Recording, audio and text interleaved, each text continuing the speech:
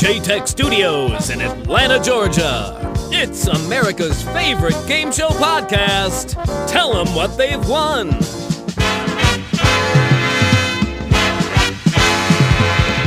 And now, here are your hosts, Tom Bastak and Mike Jacobs.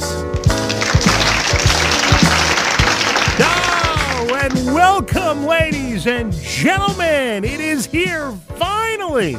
Mr. Mike Jacobs, hello. How are you? Hello, Tom. I'm doing wonderful. I'm so excited to be here with you today. Oh, you have no idea. I've been waiting for this for quite some time. I'm glad to be here. Ladies and gentlemen, it is the very first episode of Tell Them What They've Won. It's America's favorite game show podcast. Well, it certainly will be, I'll tell you that. It may not be yet, but we're working on that. This is wonderful. This is a culmination of Mike and I putting our heads together and deciding that we wanted to start something that meant something to us. And with that being said, you should probably know who us is. Mr. Mike Jacobs, if you will be so kind to introduce yourself. Thank you. Yes, indeed. My name is Mike Jacobs. I live here in Atlanta, Georgia. I'm a lifelong fan of game shows. And like you say, I just wanted to have an outlet where we could sit down and dive in and talk about the stuff that people don't usually talk about with game shows. I also have noticed that you have actually hosted many game shows in the past, but just not on television. Well, so like I say, here in Atlanta, at the local improv theater, I did a game show for a while. Hosted live. We called it Fame or Shame, pulled people out of the audience to come play along. You know, again, it's just another way of expressing my love of game shows. But what about you? What do we need to know about you? Well, you don't need to know much. I have been doing a lot of performing over the course of my whole life. You've met me originally, obviously, doing improv as well in Atlanta, Georgia. And I have been wanting to be a game show host ever since I was a little guy. But I actually got to host my own show. It was called The Big Tommy Show. It was essentially a Who Wants to Be a Millionaire ripoff. In Hilton Head, South Carolina, a number of years ago. It was great. I even had my own fan club, got paid decent amount of money, but never got to do it on television. So I've always wanted that opportunity. So if you want to know more about us, of course, you can go to tellthemwhatthey'vewon.com. All right, Michael, I guess let's talk a little bit about the show. People are going to want to know what this show is going to be about over the next 100 weeks that they're going to listen. Well, the show, elevator pitch is the show's about game shows, but what we want to do is really dive into the game shows that everybody loves, hear the stories behind the show, really get to those interesting behind the scenes looks that you don't typically get from just watching the show. Yeah, I feel like that when we decided we were going to start this, it was important for us to have a show that was concise and dealt with what's going on in the world, maybe some news, some interviews, some current events, some stories. We showcase a show, and then we have the opportunity as we build the audience to finally start to tell the stories behind the actual shows. Right. Really do those deep dives and gonna get into the nitty gritty. And that to me is where there's a lot of love. We're even going to find that out later on in our second segment today, where our showcase show is Family Feud, and we're going to hear a lot of things that raise questions. And I think that that's the best part about what we're going to do here in these 30-minute segments. We're going to raise questions that need to be answered, and we're going to then take those questions that we get from these 30-minute episodes and find ways to tell the story behind those games and answer those questions. Absolutely. Sounds good to me. All right. Well, it's a good start so far. I'm enjoying this, but we should really talk the last thing, Mike, because there's some people out there that may not know. Let's assume there's some aliens listening in, because both of us are sci-fi fans. We believe that our aliens are out there. Maybe someone has never seen a game show. What's a game show, Mike? Well, so there's a definition people use sometimes of you know it when you see it. That's kind of how I feel about game shows. I don't know that there's what. Well, this is not pornography. This is a game show. This is wholesome family entertainment. Look, okay, I was trying to not bring up the fact that it was pornography that I was talking about, but I do think that I do think that definition stands true, that, maybe there's not a certain definable quality that says what is and what isn't. Personally, I like to draw that line between a game show and a competition show, like The Masked Singer or something, where you have celebrities and it's not really a game show, Well, right? I've done a little research myself, because to me, when I ask myself, what is a game show? I mean, I agree with you to an extent. Well, I know that's a game show because when I see it, it's a game show. But I thought, let's go to the experts. And the first thing I did is I asked Google, I said, hey, Google, I said, tell me what a game show is. And it said, a game show is a television program in which people compete to win prizes. And I thought that didn't seem deep enough, right? It's a little surface level. That's sure. what I'm saying. So I went to Wikipedia and I said, all right, let's look up game show. And it said a game show is a type of radio, television, or stage show in which contestants, individuals as teams, play a game which involves answering questions or solving puzzles, usually for money or prizes. It still seemed a little vague to me. Yes? No? Yeah, I mean, I think we're getting more there, but I know. I guess the idea of solving puzzles or answering questions, surely there would be game shows that are not those things. Maybe not. Well, so here's what I'm going to ask you. Is Survivor a game show? I mean, again, just going with my gut, I feel no. That to me is a competition show. It's more based on the reality show format than a true. But people won money, right? Sure. Okay, so if people win money and they were competing, were they not? So that's again where, like, yes, in that only one of them is going to win the money, but it's again not. It's not like you don't have that feel, I hear you. I hear you. Well, here's what I'm going to tell you. I went to, after you told me that you grew up with the Encyclopedia Britannica. Didn't we all? No, I didn't. I had World Book, actually, which Oh. was hilarious, but that's another story for another show. But here's what I'll tell you. I looked at the Encyclopedia Britannica about Survivor, and it said Survivor, popular reality television game show whose format has been adapted and produced in more than 25 countries since the late 1990s. Okay, so popular reality television game show. I mean, again, I would again clarify that it's a competition show. If you have to put a definition to it, I would assume that people would probably use game show. But again, when you see it, I'm saying it's not really. All right. Well, I found one little other tidbit that I want to share with you that kind of gives you a little fodder in this regard. Apparently, there was a game show called Manhunt that was out in 2018. Some sort of like adult hide and seek was filmed in Hawaii. Do you remember this at all? Yeah, I vaguely remember that. Yeah. So apparently, during the production of it, at some point, the production staff came in to interview one of the people that were in the actual episode, and they got in the way, and that person did not win because of it, and they turned around and sued the production company for interfering with. Correct. And for if they interfere with the game, then technically it's a game show. They can't interfere with the game, and therefore they had a lawsuit. Okay. Well, the FCC rules state that in order for it to be a game show, it has to be a show of intelligence. And the people from the production company used that and actually won. The court ruled that game was not considered a show of intelligence, and therefore they did not have to pay the person who was interviewed and therefore screwed out of winning that game. Now that's an interesting thought. I had not considered a game of intelligence to be that line drawn of whether or not it's a game show. Can we put a pin on that? And I want to think about that some more, about the idea of intelligence specifically being the deciding factor. That's fine. I'm just going to say right now, I'm coming out and saying Survivor's a game show. That's all I'm saying. I got to disagree with you. That's fine. We will put a pin in it till next week. Speaking of which, we're going to put a pin in it right now. We've got news when we come back, and then we're going to get right into our feature show, which this week is what, Mike? Family Feud. All right, stick around. We'll be back right after this, and you've been listening to America's favorite game show podcast, Tell Them What They've Won.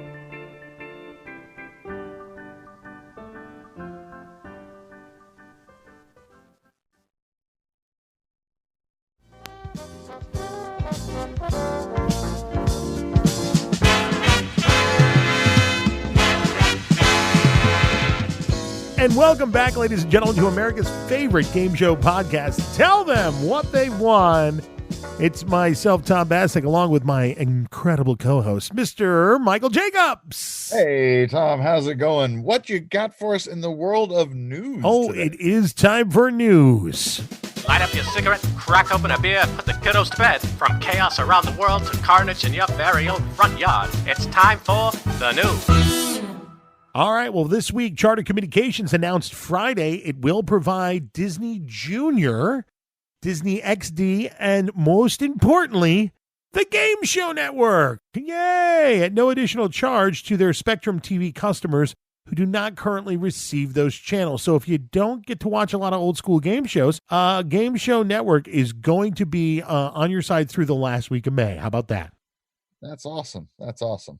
Glad to hear that. Yeah, man. What do you got for us, Michael? Well, so you know that show Mental Samurai, Fox's hit new game show. Is it really hip? And I mean, it's new, I know, but is it hip? I said hit. Is it a hit? That even worries me more. I don't know. I guess it's doing well. Well, it's a hit enough that they were gonna be doing a second season. Back in February, they had announced that it was supposed to be starting April 22nd, but now, of course, with all this higgledy-piggledy in the world, they've had to delay it, and they've just been showing reruns on Fox ever since. And would you like to explain for those who don't know what this is all about, what exactly this game show entails? It's bizarre. It's called Mental Samurai. For some reason, you're strapped into this giant orb, and the orb flings you around in different directions and then points you at a screen, and the screen asks you a question. You have to get it right. You got like 5 minutes to go through all these different towers of, I don't know. It's weird. All right. Well, we'll put a link to it on the website and on the Facebook post as well. So speaking of Facebook, I got one more for you before we move on to our main feature show of the week. Michelle Rainey of Lexington, Kentucky was on Let's Make a Deal this week. And I have to tell you, the more I watch it, the less I'm liking Wayne Brady as a host. Yeah, I mean, I've never been a huge fan of his. I'm a huge fan of his doing like Who's Line. I think he's just amazingly brilliant, but I just don't like him as a host. And the more I watch him, I'm not sure. But anyway, she won a car, and she won a car at the very last minute, the last second actually, on the game show. And the way it worked is she had 15 keys, 15 seconds to try 15 keys in a car, and she got $1,500 in cash, and she could walk away with the $1,500 in cash, or she could, for every $100 she gave, they give him 1 second more. She gave 1,000 because she said, well, I want to keep 500 of it because we're going to donate this to the children that come to the care center that she has. She has like a care center that does therapy and things for children, and a lot of those folks don't have money to come. So she's just going to keep that money and not charge people who are coming that don't have the money for her thing, which is cool. No kidding. That is awesome. Dude, it's really nice. Well, here's the greatest thing. So she bought an extra 10 seconds. So she had 25 seconds. She tried 4 keys. The 4th key opened the door. She wins the car. Nice. Now it gets better. She decides that she's going to sell the car. She's going to auction it off, and she's going to take that money and use it even more towards the children at the end of the day. Wow. I feel like a heel because I have not done anything like that. That is amazing. I mean, granted, I haven't won a car, but still. I mean, yeah. I mean, amazing. So if you want to see her actually win it, we've got the video of that up on our Facebook page. You can check it out at facebook.com/tell them what they've won. All right, it's time. You ready, Mike? Here we go.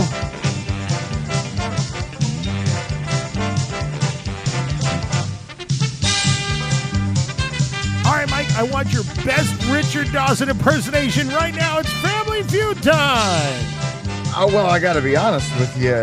It's got to be visual. We're on a podcast here because the best Richard Dawson impression involves kissing women.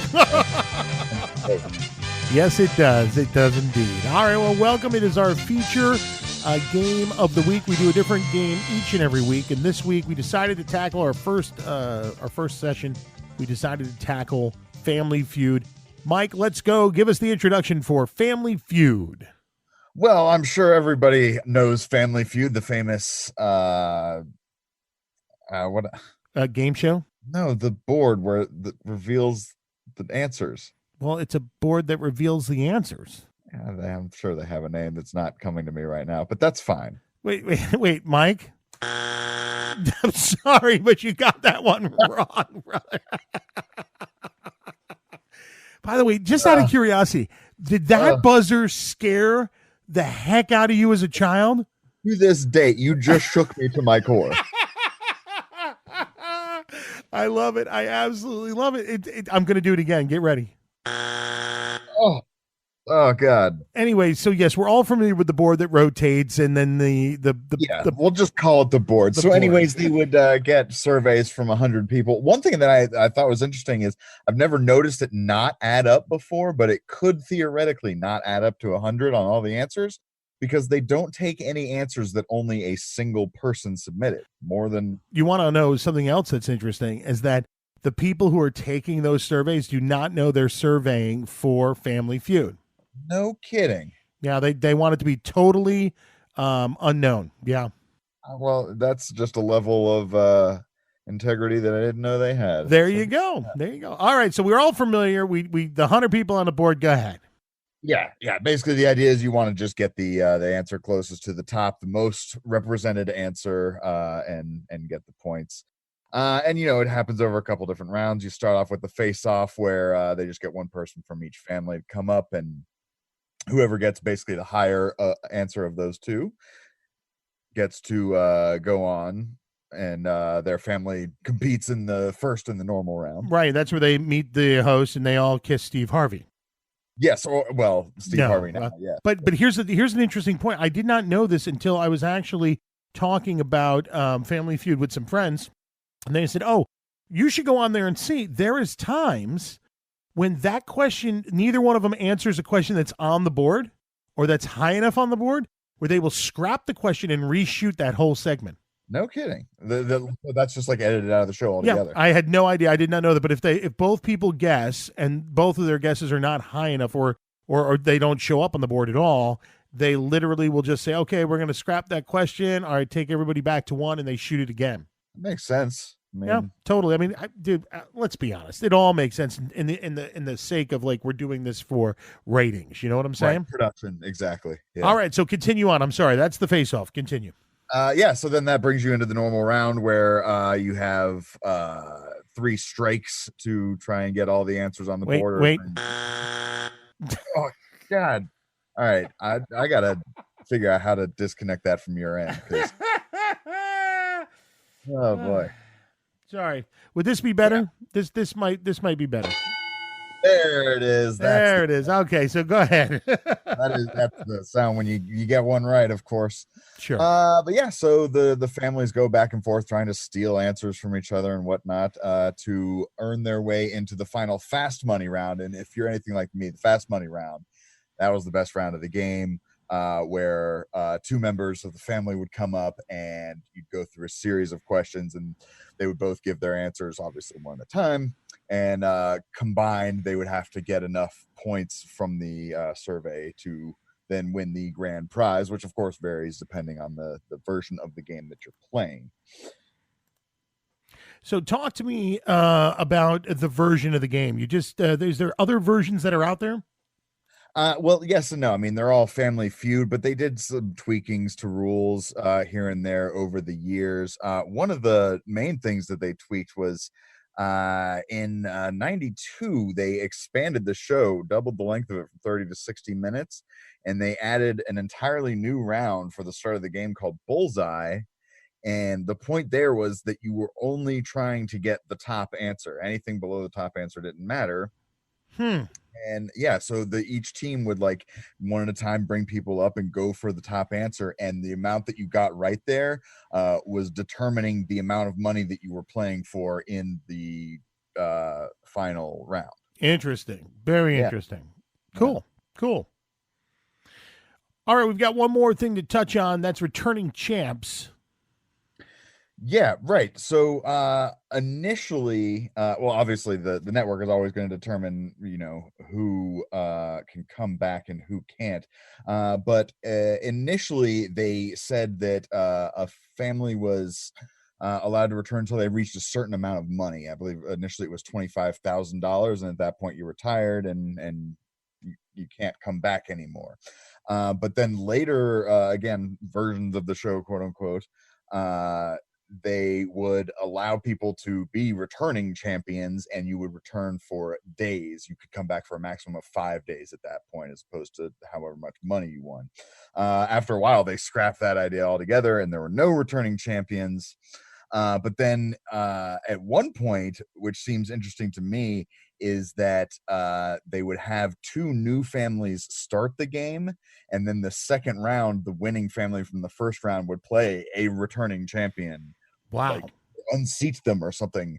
So yeah, I guess by winning, you then earn the right to not have to play the first round anymore. I don't know. It seems like an interesting rule to me. I like it. I like it a lot. All right. Speaking of rules, we have a rule which says that we need to take a break.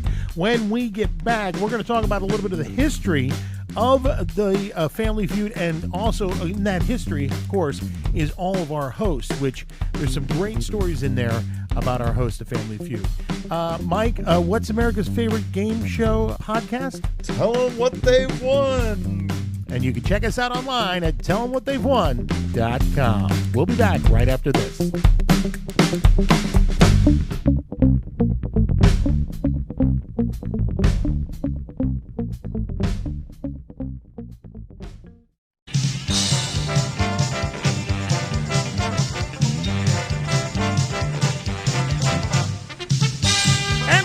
Ladies and gentlemen, once again, it is America's favorite game show podcast.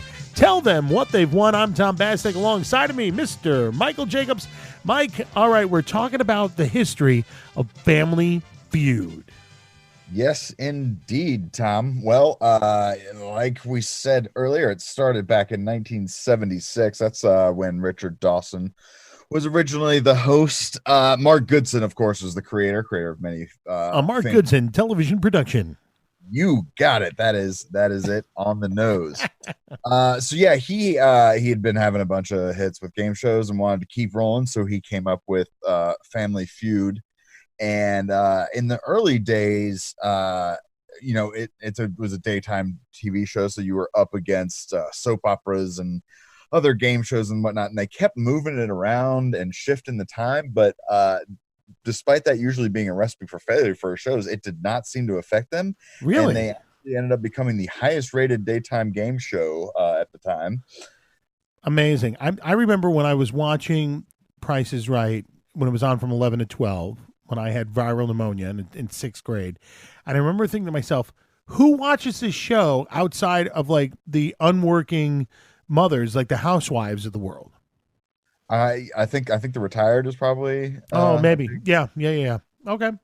But anyways, like I said, the ratings were just off the charts. Now again, I don't know how TV ratings work. These off the charts may just be in relation to other shows in those time slots or whatever. Right. Regardless, it was doing very, very well. But then 1984 rolled around, and with it, Wheel of Fortune, and that did quite the job of unseating Family Feud. Oh no. Oh God.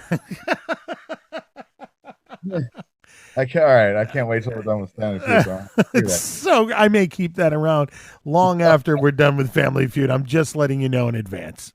Oh boy, can't wait. So Wheel of Fortune comes out and basically unseats it, if you will. Yes, it does. It does unseat it. Wheel of Fortune becomes very popular very, very quickly. But the thing is, Family Feud was still doing well enough that they wanted to continue. They did not intend on canceling the show. But at this point, Richard Dawson was just bushed from the shooting schedule. They're shooting multiple times every day, and it was just too much for him. And so he is the one that actually ended up pulling the plug on that one. So they didn't want to do the show without him, and he was just tired with it because they're shooting 6 episodes a day or whatever they're doing. Yeah. Right. Yeah, exactly. It was just too much for him. Okay, cool. Which, as the person who's hosted game shows, I know where he's coming from. Yeah, because you shot 6 of them in a day, right? Yeah. Oh, yeah. I had a very grueling schedule. I get it, man. I totally get it. Yeah. Okay. Thanks, Mike. Go ahead. Moving on. Yeah, so it stayed off the air for a couple of years and then came back in 88. And at this point, it had moved from ABC, where it originally aired, and was now on CBS and hosted by Ray Combs, which, as a child of the 80s and 90s, is the host I remember most fondly. You know, it's interesting because I guess I kind of remember Richard Dawson, but I think it's when, and we'll get to this when he comes back more than I remember him in the original. Ray Combs was the very first person I remember hosting, and I thought he was fine. I thought he was great.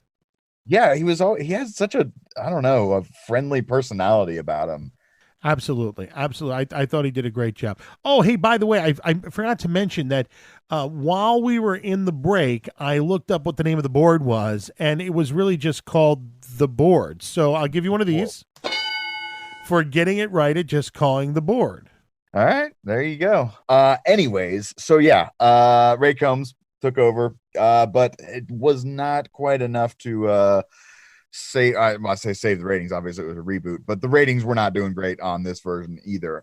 Now it started off strong, but over time just started to slide down. And at some point, Mark Goodson's son Jonathan ended up taking over production. Okay. And so Ray Combs and Mark Goodson were apparently like real buddy, very tight. Okay. And Mark Goodson was loyal to Ray Combs, but his son Jonathan did not have that same loyalty.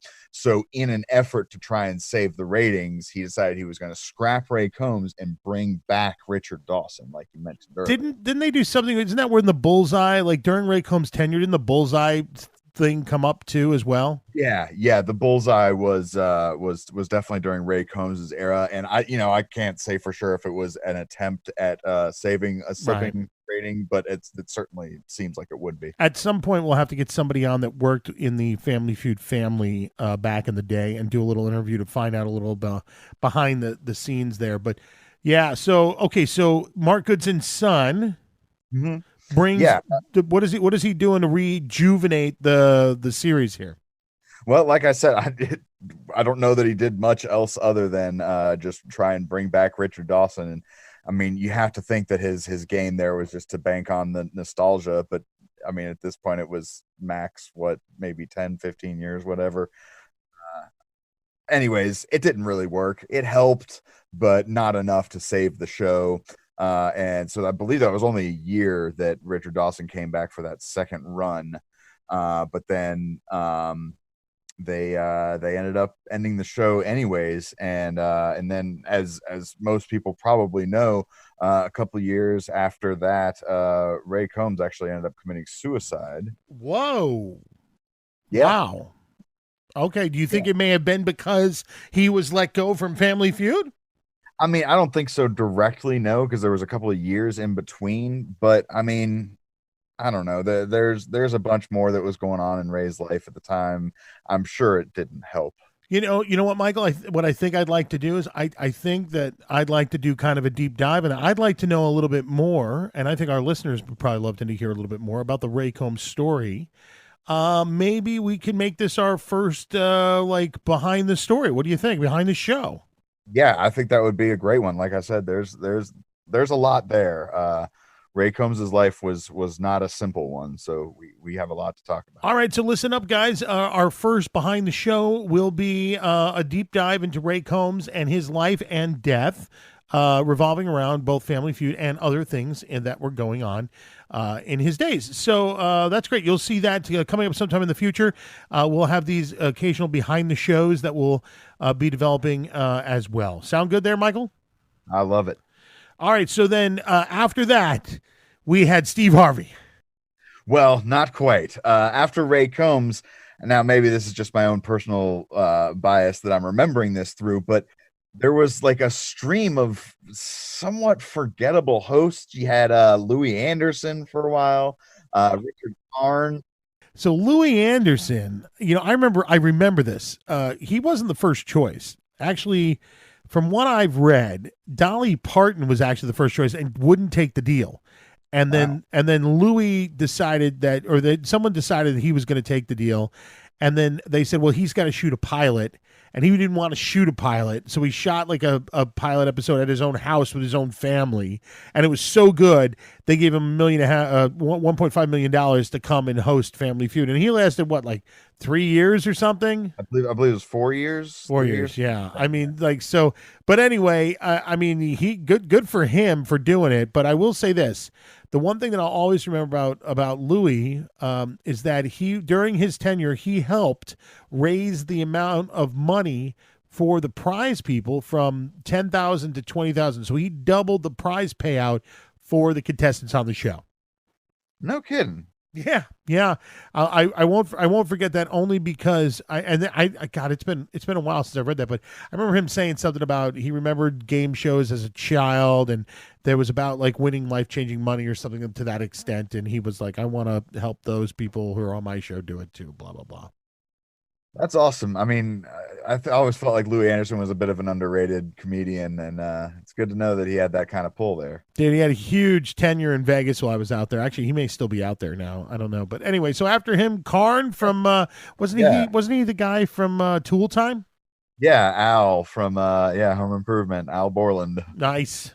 And then after him, he had John O'Hurley, who was Jay Peterman on Seinfeld. He was also the guy that talked about the treeing Walker Coonhound on the American Kennel Club's Thanksgiving Day blue ribbon giveaway thing that they do with the dogs.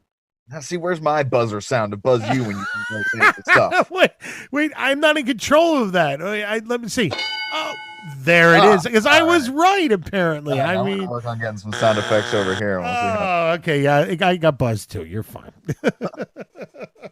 But yeah, like I say, those guys were kind of. I mean, I'm no slant to them. I'm sure they did a fine job hosting, but it just didn't have the appeal for me personally as the other hosts. But then Steve Harvey came around in what year was it that he started? 2010. Yeah, and he's been there for 10 years now, man. It's amazing. Yeah, longest running host of the show. And has also super duper helped out their ratings. It has just gone through the roof. Yeah, he's so good. In fact, they moved the show for him 3 times, or twice at least. I know they moved it twice. Yeah, they moved it once. The one I knew about was in it. They shot here in Atlanta, where we are. Right, but they moved it originally from LA to Orlando because he was doing radio here. God, that guy was in everything at a period of time. He had the radio show. He was on television. He had all this crazy stuff going on. But in order to make his shooting schedule better, they moved it to Orlando, and then they moved it from Orlando to Atlanta because he was killing it even harder. And now it's shot somewhere else. I don't know. Yeah, I think they brought it back out to L.A. No, he's probably doing the majority of his time out in L.A. at this point, I would guess. Yeah, I think he's got another show that's going on over there now. Yeah, God bless him. Yeah, I mean, hey, he's a busy man. But, he's also, in the context of Family Feud, he has made quite a name for himself for the ridiculous reactions he there's all kinds of memes and videos and stuff out there. Yeah, no, it's great. Well, and I mean, to me, the best part is when someone gives a ridiculous answer and he does his whole thing of how ridiculous an answer, and then it ends up being the number one answer. Exactly. And I mean, I tell you what, I don't know if this is his shtick or if he's legitimately like that way, like if that's a natural way of being, but he is so good at that.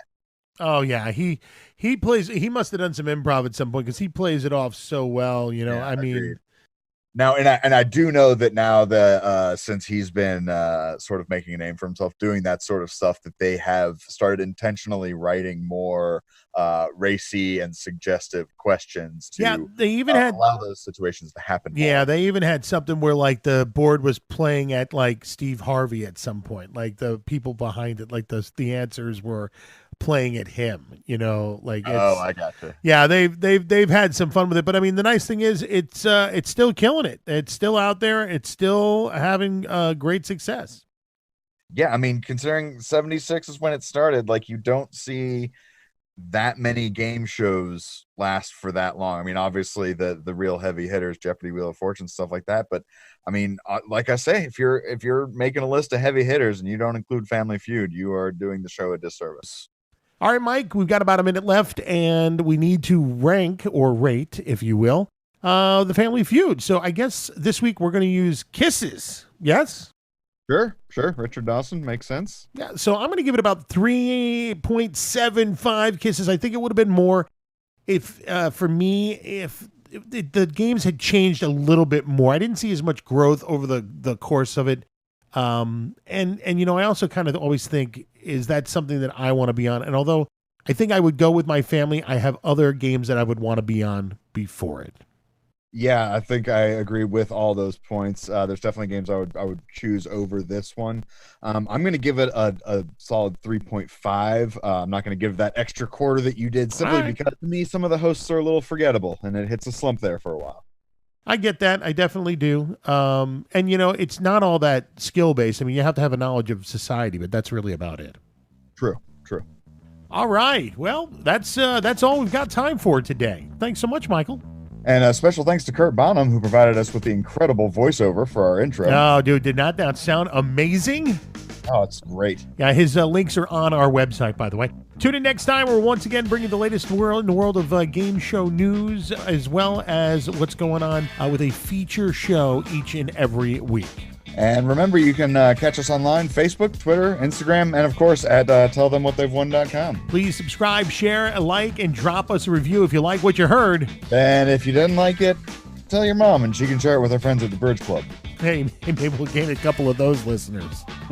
No age limits here. All right, Mike, we'll see you next week.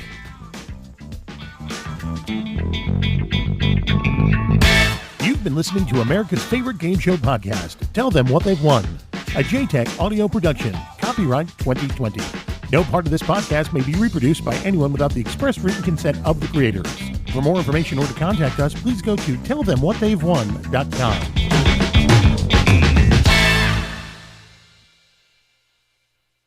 All right, Mike. So, what's the one thing that you won this week? Let's say. I learned that Louis Anderson is kind of a badass and deserves maybe more credit than I was giving him. Absolutely. How about you? Me. So I learned all about keyword stuffing, which, is when you're putting words into the website for SEO purposes and none of them actually have anything to do with what you're. Yeah, sorry. Probably deserve